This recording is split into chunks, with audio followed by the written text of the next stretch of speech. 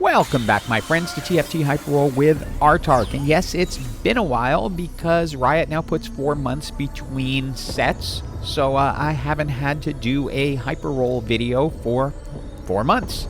And this time, it was only on the PvE for a week, so I spent this last weekend going through builds to try to put together a guide of what I think are the top builds to look out for this season. There's either 6 or 7, depending how you count this. And if you're interested in my overall opinions on this set, that'll be at the end of the video. You can use the chapters down below.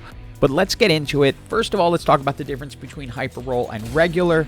In regular TFT, usually think in terms of teams of 8 or 9. In Hyper Roll, you have to think in terms of teams of 10. And that's because you're going to level 10, so you're going to have 10 players. I use the team planner a lot throughout the entire PvE because I would go through the charts and kind of look at where I felt the synergies were and then plan it out, because there were so many names and champions I have never seen before because they're from ARCANE. So the team planner makes it easy. The downside is it kind of ends up drawing your attention sometimes away from a good potential build that presents itself. If you really want to get to Hyper, I suggest just memorizing a few builds, then not using the team planner and looking for whatever one of those builds is working out. But I want to start with a build that's very, very situational. If you happen to get an early spatula, I would strongly suggest considering going for Enforcer. It's one of those traits with like kind of 2 reach categories. It can go to 8 or it can go to 10. A spatula will allow you to get to 8. You need lots of stuff to get to 10. But at 8, it's going to be very, very strong. And just something to know for this season, if you have Pandora's items or a Reforger, the spatula will become a frying pan, which can then be turned back into a spatula each time. So if you want to turn a frying pan into a spatula, just reforge it, or if you have Pandora's items, just leave it on. To create the Enforcer emblem, you're going to need a chain vest and a spatula. In this case, I had saved a chain vest on a champion on the bench so that when the frying pan flips back, I'm able to just create the Enforcer emblem. The other thing to kind of know in general this season from what I've seen in the PvE is that item holders are really just item holders because they give you plenty of magnetic removers. As you can see, I have 4 stacked here. You can move things around really easily. If you're doing Enforcer, you're ultimately going to want to get as much onto Caitlyn as possible. She is your 5-cost Enforcer and very, very strong. You're going to want to pair at least 1 sniper, and then generally I'll use a Bruiser frontline or something like that just to have enough meat in front to take the brunt while she cleans them out. This first build is very, very situational because it relies on getting that early spatula so you can make the Enforcer emblem. So I don't recommend ever trying to force it. Just be willing to look for it if you get the early spatula, because it becomes unreasonably strong, so much so that this team decided it was better to just surrender than play out the last couple of fights. Let's move on to our second build, which is Conqueror Emissary. And the key to this one, as it may sound, is about picking up all 6 Conquerors and then the 4 Emissaries. Remember, we're talking about teams of 10. The difficulty in this build is that the way Emissary work is much like ninjas, except that it packs the entire team. So if you have multiple Emissaries on your board at a time, you lose the bonus. So there is going to be a transition period with this build where you're not as strong. What you want to do is get 1 Emissary, preferably Trist, because that's going to increase your attack damage early and will allow you to pick up lots of kills with your Conquerors. That will help you gain more points, which will get you more stuff later on. That's how the build generally works. Now, I didn't talk about it in the last build, but at 7-2, you get the chance to evolve a champion. Now, you often want this to be a 4-cost who's going to be your ultimate carry, but with this build, I find it effective to use Draven, because Draven's going to remain very strong throughout the entire match. Notice at this point, while I have other Emissaries on the bench, I'm keeping 2 Tristanas in the match so that I only have 1 Emissary, and that's allowing me to continue to get that damage bonus. Even though adding a Nami would add a second 2-cost, it would hurt my Emissary bonus, which is pretty good, especially since I just gave Draven a damage boost. Your tanks for this build are going to be Rel and Swain, provided you put Swain in front. He can go in front or in back. We have form shifters in this set, so ultimately you can choose different ones. However, Swain up front is very, very good as a tank. Another little tip with this build is that once you have the 4 emissaries, get them in there, even if that means pulling back your Conquerors, because the emissary bonuses overall that you'll get when you put all of them in, you get all of their emissary bonuses. So go ahead and get them all into the game and then start building your Conquerors back up. Once you get Garen up to 2 stars silver, just start stacking him with items. You can either pull off what you already have, or in this case, I happen to be able to put together 2 Titans Resolves, which were just wonderful for him because it will make him bigger and stronger throughout the match. Mordekaiser is your 6th and final Conqueror, so you're actually going to hit the full build at 9, but that doesn't mean you want to stop. You're going to want your 10th champion to at least synergize with some part of the team, but you can see how strong this is when you put together the 6 and 4. Now, I can say confidently from lots of experiments that just getting to the 6 and 4 will bring you into the top 4. For itemization, Rageblade is a must on Draven, then I like Last Whisper, and then any kind of amplifier. It can be Infinity Edge or Deathblade. With Mordekaiser, add your AP items, and we already talked about tank is going to go either on Swain or Rel, and then Garen, once he comes in, is going to get the rest of your tank items. Now, for this particular match, I decided to go with Sevica as the final champion, just because that will tick Pit Fighter, which will make Draven just a little bit stronger. But really was no choice in this but to win, because I ended up with the gold 3-star Garen you see in the middle, just tearing things apart. That's the win condition, but you're going to get top 4 if you can hit that 6-4 either way you go. For our third, and I'm just going to call this a variation, I consider these 2 builds kind of a little bit the same because they're both Sentinel-based builds, but then using traits that synergize with Sentinels to make them work. The first one I want to look at is Sentinel Rebels, and that is because Irelia is both a Sentinel and a Rebel, so you can build an entire Sentinel team out and then use the Rebel trait to just continue to make it stronger and stronger. With Sentinel Rebels, you want all 6 Sentinels, and then at least 5 of your Rebels, and you want them to be the strongest possible, so you're hoping to get Zoe and Jinx along into the fight. Your general main tank is Alawi. However, if you don't get Alawi by 7-2, you might have to swing over to Leona, because you will want to give your boost from the evolution to a Sentinel unless somehow you've gotten Jinx by then, but the odds are very much against it. Now, there are 7 Sentinels in the game, but no bonus for 7, so it stops at 6, and the only time I generally use Singed is if I get the Singed augment that allows him to kind of play Singed, where he just runs around leaving poison everywhere. At what point, just load him up with AP, allow him to run through the opposing team. It's not necessarily going to win, even with a gold 3-star Singed, but it will take you late into the game and pretty much guarantee a top 4. As you can see from the health charts, yeah, there wasn't much losing until the very end here, when Singed just would get taken down too quickly. But back to the main composition, in general, you're going with the 6 Sentinels minus Singed, and then using Alawi as your main tank. If you can get a Talisman of Ascension or something like that on her, she is going to rock it. You're hoping to get Jinx. If you don't get Jinx, you're going to have to fall back on Ezreal. This will get you into the top 4, no problem, especially if you manage to get everything on Alawi.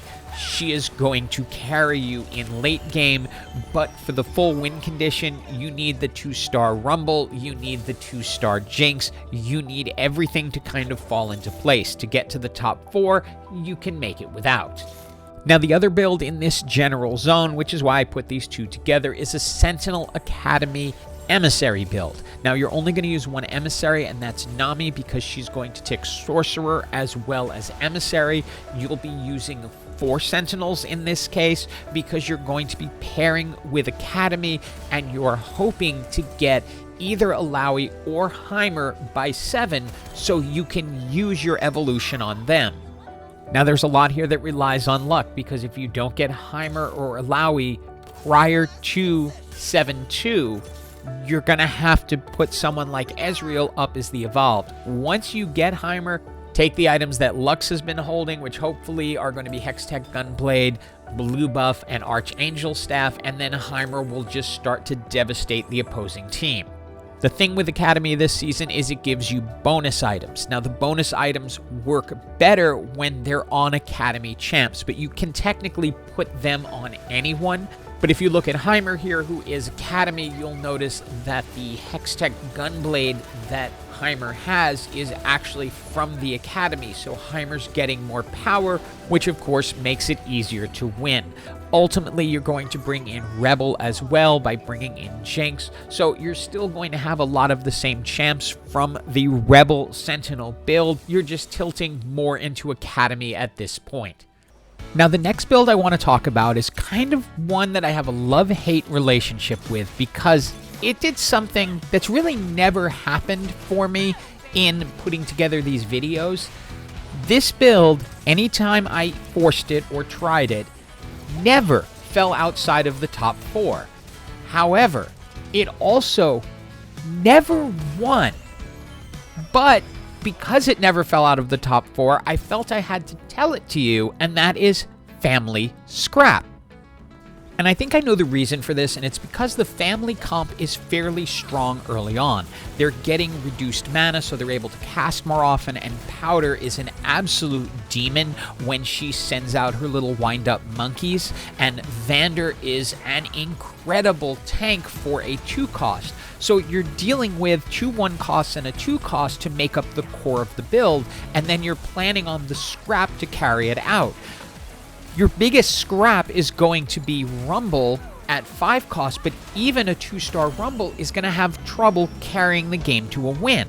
To round out the build, you want to bring in pit fighters like Vi and Sevica to finish things off. Sevica, being a 5 cost, is going to be stronger, but she tends to be a little bit squishy and unpredictable, so I have found that doesn't necessarily lead to wins.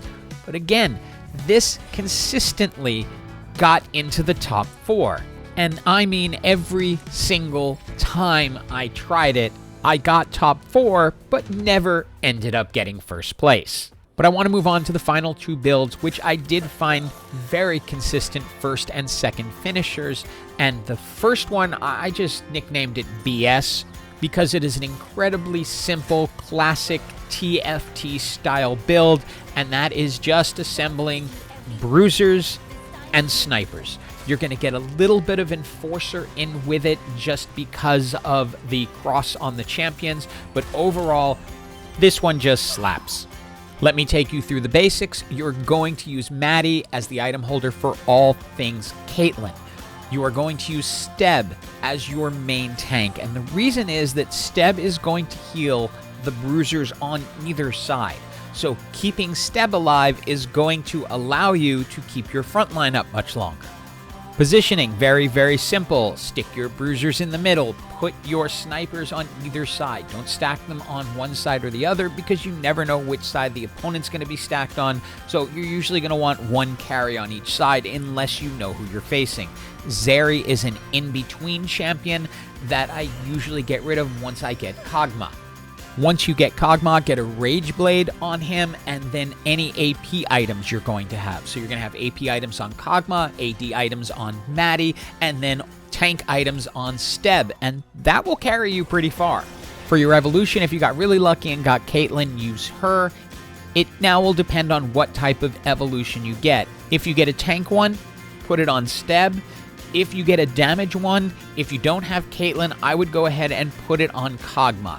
He is just an absolutely devastating carry, and we'll cover that more in the next build, but he'll be much more effective than pretty much any of the other potential carries outside of Caitlyn, and I include Twitch in that, even though Twitch is a more expensive unit.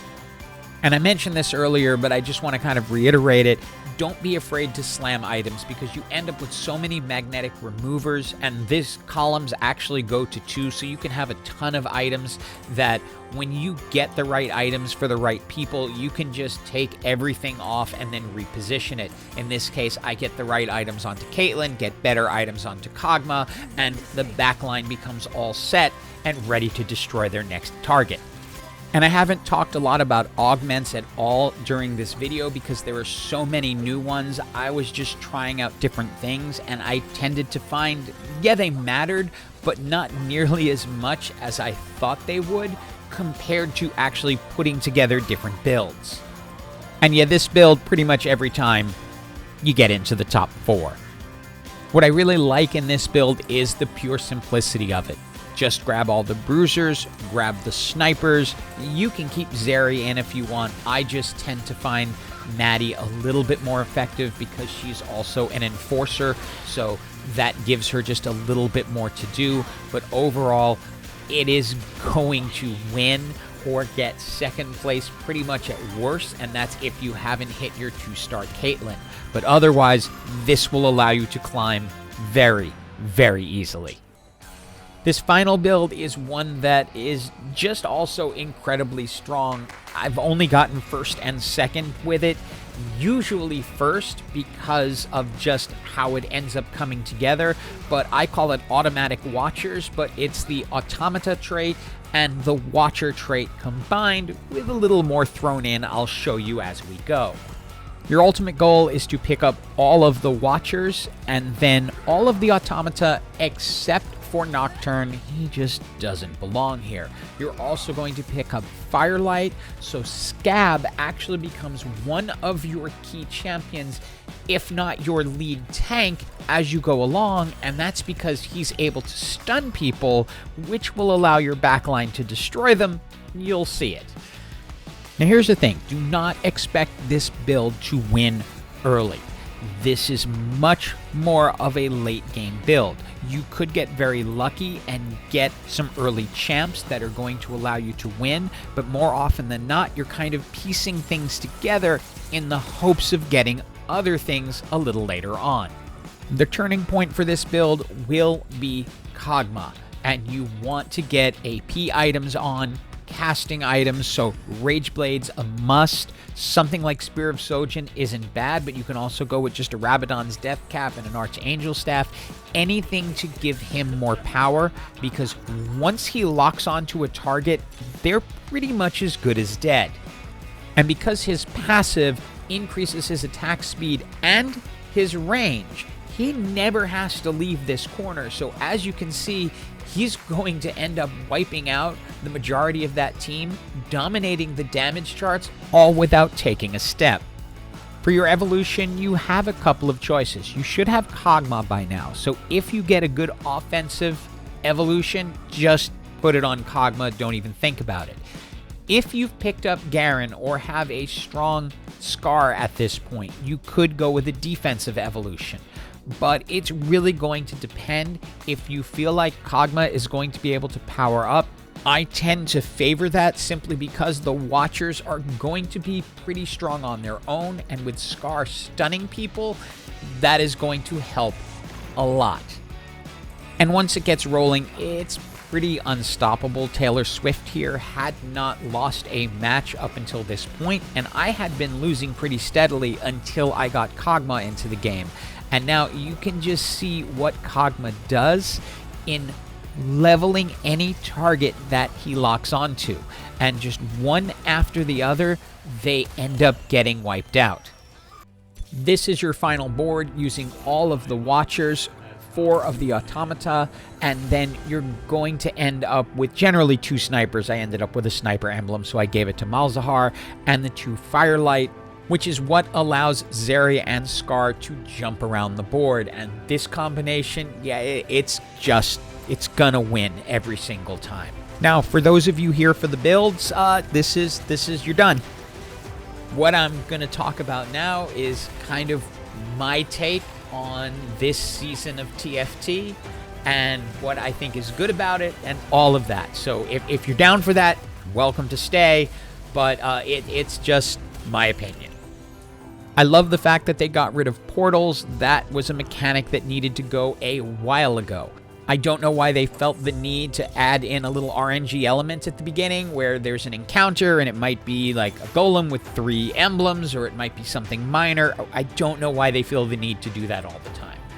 But what really hurts this season for me is that evolution stage at 7-2, at least in Hyper Roll. I don't know where it is in normal. But for me, it's just an unnecessary RNG factor, and it's one of the things that's driven me out of playing TFT since Season 10. And I'm not planning on playing this season either, because I don't like an entire strategy coming down to one moment in one round that can ruin the entire strategy you've been building towards. I like being able to build from the beginning. That's what I always liked about TFT going on. I'll be doing a video for Talker's Trials, but I hope these builds help you climb, and as always, have an absolutely awesome day.